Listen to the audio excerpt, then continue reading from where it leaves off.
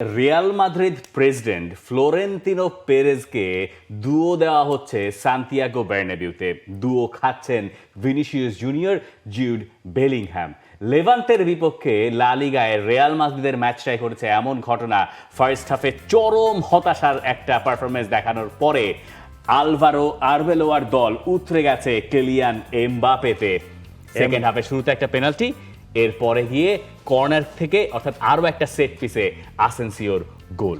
দেখেন, এমবাপ্পেকে আপনি প্রায় এক মাস পর স্টার্টিং 11-এ আপনি হচ্ছে গিয়ে পেয়েছেন। ফার্স্ট হাফে এই রিয়াল মাদ্রিদকে দেখে মানে এতদিন যেটা হয়েছে শাভি আলোনসোর আন্ডারে রিয়াল মাদ্রিদের ওই দূর সময়টা ছিল না, সেই জিনিসটাই ফার্স্ট হাফে ছিল। তবে সেকেন্ড হাফে যখন আপনি আর্দাগুলারকে নামিয়েছেন, যখন আপনি মাস্তানতুনোকে নামিয়েছেন, তখন না খেলার মধ্যে না একটা ফ্লেয়ার চলে এসেছিল রিয়াল মাদ্রিদের।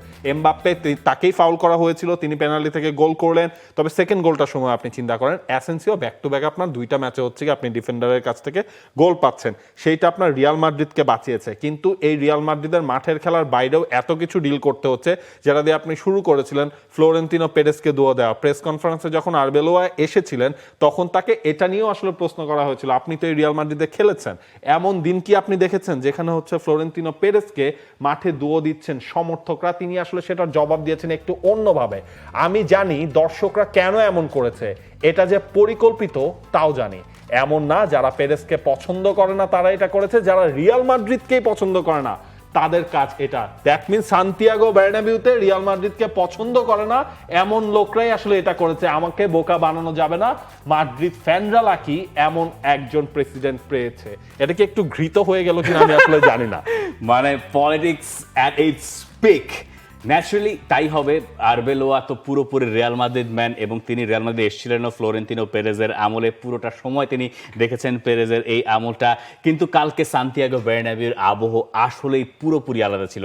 মানে আমি আসলে খুব কম দেখেছি, আমার মনে পড়ে না, আমি রিসেন্ট পাস তো মনেই পড়ে না, আমার ছোটবেলার কথাও মনে পড়ে না কবে আমি দেখেছি যে বার্নাবিউতে সমর্থকেরা সাদা রুমাল নিয়ে সেভাবে নাড়াচ্ছেন এবং শীষ বাজাচ্ছেন, একটার পর একটা বাঁশি চলছে। যখন ম্যাচ শুরু আগে ভিনিসিয়াস জুনিয়রের একটা ছবি আপনি সোশ্যাল মিডিয়াতেও খুঁজে পাবেন, যে টানেলে তিনি একটু মনে হচ্ছে আবেগী হয়ে গেছেন। কেন? কারণ ওয়ার্ম আপে তাকে দুয়ো দেওয়া হচ্ছিল। তিনি শুধু নন, তার সঙ্গে বেলিংহ্যামও যুক্ত ছিলেন। এরপরে ম্যাচ শুরু হলো। ফার্স্ট হাফে রিয়াল মাদ্রিদের খেলার মধ্যে কোনো ধার ছিল না। রিয়াল মাদ্রিদ যে অ্যাটাক করে তার ভেতরে কোনো রকম কোনো শক্তি নাই, কোনো রকম আগ্রহ নাই, ইচ্ছা নাই। মানে অদ্ভুত এক রিয়াল মাদ্রিদকে ফার্স্ট হাফে দেখা গেল। যখন বাঁশি বাজলো ফার্স্ট হাফ শেষের, এরপরে প্লেয়াররা যখন মাঠ ছাড়ছেন, সান্তিয়াগো বার্নাবিউতে শীষের শব্দ আমি টেলিভিশনের ভলিউম আমাকে কমাতে হয়েছে, নেওয়া যাচ্ছে না। আর এইরকম একটা পরিস্থিতি হয়ে গেছে, এবং গ্যালারি বারবার দেখানো হচ্ছে। একবার প্লেয়ারদের ফোকাস করা হয়, গ্যালারি দেখানো হয়, এবং লা লিগার ব্রডকাস্টাররা এটা দেখাচ্ছে যে একটা প্লেকার্ড নিয়ে আসা হয়েছে ফ্লোরেন্তিনো ডিসমিস বা এরকম, মানে স্প্যানিশ ভাষায় যেটা বলা হয়, যে ফ্লোরেন্তিনো পেরেজকে তারা আর চান না। এবং এই যে কোচ বরখাস্তের ঘটনা, গত কয়েক সপ্তাহ রিয়াল মাদ্রিদে যা যা ঘটেছে, সেই এল ক্লাসিকোতে হার থেকে শুরু করে মাঝে মাঝে কোচে বরখাস্ত, এরপরে আলবাসেতের কাছে হেরে, কোপা দেল রে থেকে বাদ পড়া, এই ঘটনাগুলো সমর্থকদের ভেতরে এমন একটা কষ্টের সূচনা করেছে যে তারা নিজেদের দলকে নিজেরাই দুয়ো দিচ্ছেন। এখন আরবেলোয়া যেটা বলছেন যে এরা আসলে রিয়াল মাদ্রিদ বিরোধী, একই সঙ্গে তিনি আবার এটাও যোগ করছেন যে আমি বুঝি যে কেন সমর্থকেরা প্লেয়ারদেরকে দুয়ো দিচ্ছেন, আমি নিজে তো দুয়ো খেয়েছি।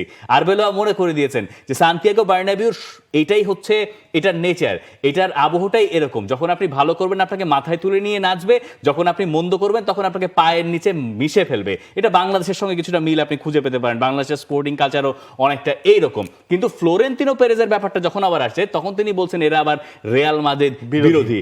পলিটিক্সের মানে ব্যাপারটা বুঝতে পারছেন, আমরা বাংলাদেশের পলিটিক্সের কথা মনে পড়ে যাইতেছে যে হি ইজ রাইট বা শি ইজ রাইট, বাকি সব খারাপ। দেখেন, এই জায়গায় আসলে গেল এক সপ্তাহ, 2 সপ্তাহ বা 1 মাসের মধ্যেও মানে মাঠের বাইরের এত ঘটনাগুলো ঘটেছে। আপনি বা এই সিজনের শুরু থেকে আপনি চিন্তা করেন ভিনিসিয়াসের বদলি, নাটক, শাভি আলোনসোর সাথে তার দূরত্ব, ড্রেসিং রুমের সেই বিভাজন, এইগুলো তো অ্যাজ এ ফ্যানরা কখনোই আসলে চাইবে না। তখন আপনার কি দরকার হয়? তখন দরকার হয় আপনার সভাপতির কোনো একটা ডিরেকশন বা সভাপতির কোনো একটা স্টেপ। সভাপতি সেই স্টেপটা কি নিলেন?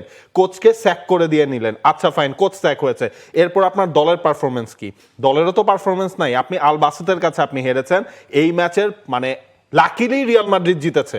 আপনি প্রথম 45 মিনিট বাদ দিয়ে পরের 45 মিনিট খেলে রিয়াল মাদ্রিদ জিতেছে। একটা ছিল পেনাল্টি থেকে গোল, আর একটা হচ্ছে কি আপনার অন্যভাবে দুইটা সেট পিস থেকে আসলে তারা জিতেছে। সুতরাং এইটা যখন হচ্ছে কি আপনি লাস্ট সিজনের বা তার আগের সিজনে খেয়াল করে দেখেন, আনচেলত্তির আন্ডারেও কিন্তু ট্রফিলেস সিজন গেছে রিয়াল মাদ্রিদের, কিন্তু এত কাওস কিন্তু ক্রিয়েট হয় নাই। না, এই যে কেওসের সূচনাটা যেখান থেকে বা কেওসের শেষটা কোথা থেকে, সূচনা তো শাবি আলোনসোর আমল থেকে। এখন কেওসটা বাড়ছে এই আলভেসের কাছে হারার পরে। এটাতে আরবেলোয়ার দোষ বা দায় আসলে দেওয়াটা উচিত কোনোভাবেই না। এখানে আসলে কোনো ফ্যাক্টরই না। কিন্তু তবে এইটা তার জন্য ভালো যে লা লিগায় তিনি ফার্স্ট ম্যাচটা জিততে পেরেছেন। এখন এইখান থেকে সামনে চ্যাম্পিয়ন্স লিগের পরে আবারও লা লিগা, এবং লা লিগার যে পয়েন্টের টেবিল সেখানে ব্যবধানটা রিয়াল মাদ্রিদ কমই আপাতত, মানে দৃষ্টিকটু ব্যাপারটা আর নাই। মানে 4 পয়েন্টের গ্যাপটাও দৃষ্টিকটু কোনোভাবে না, কিন্তু 1 পয়েন্টে তারা বার্সেলোনার চেয়ে পিছিয়ে, এবং বার্সেলোনার আজ রাতে ম্যাচ রয়েছে। বার্সা যদি সেখানে জিতে যায় আরও একবার তারা 4 পয়েন্টের লিডটা উদ্ধার করবে। রিয়াল মাদ্রিদের জন্য আপাতত জয়টাই শেষ কথা ছিল, এবং জয়টা তারা পেয়েছে, কিন্তু তার ভেতরে বহু রকম ঘটনা জমেছে। এই সান সেবাস্তিয়ানে সোসিয়েদাদের সঙ্গে বার্সেলোনার ম্যাচ আজ রাতে। কাজটা খুব একটা সহজ নয় এই সোসিয়েদাদের মাঠে গিয়ে ম্যাচ জিতে আসা। তবে সোসিয়েদাদ এই মাঠে 11 ম্যাচে এই সিজনে মাত্র 9টা পয়েন্ট পেয়েছে, এবং বার্সেলোনা যেই ফর্মে রয়েছে টানা 12 ম্যাচ তারা জিতেছে। ইনফ্যাক্ট এল ক্লাসিকোতে হারার পর 9 ম্যাচও তাদের জয় রয়েছে লা লিগায়। সুতরাং বার্সা আমার মনে হয় হেসে খেলে এই ম্যাচটা জিততে পারে, যদিও রাফিনিয়ার খানিকটা নক রয়েছে ইনজুরির। তো দেখা যাক, রাফিনিয়া ছাড়াও আসলে এই দলটা বার্সেলোনা অন্তত সোসিয়েদাদকে হারানোর মতো জায়গায় তারা আছে, এবং হান্সি ফ্লিকের দল যদি সেটা করতে পারে পয়েন্টের ডিফারেন্সটা আবার আসলে 4 পয়েন্টেই চলে যাবে। এটা নিয়ে কোনো সন্দেহ নেই। এই ম্যাচ নিয়ে বার্সেলোনার চিন্তার কোনো কারণ নাই। For more updates, subscribe to our YouTube channel and click on the bell icon. Follow us on Facebook and Instagram. Download T-Sports app to enjoy exciting games and highlights. Visit tsports.com.